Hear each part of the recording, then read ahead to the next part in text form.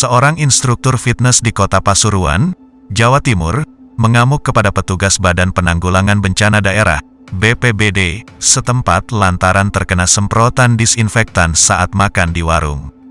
Petugas yang lewat kemudian menyemprotkan disinfektan ke arah warung tersebut.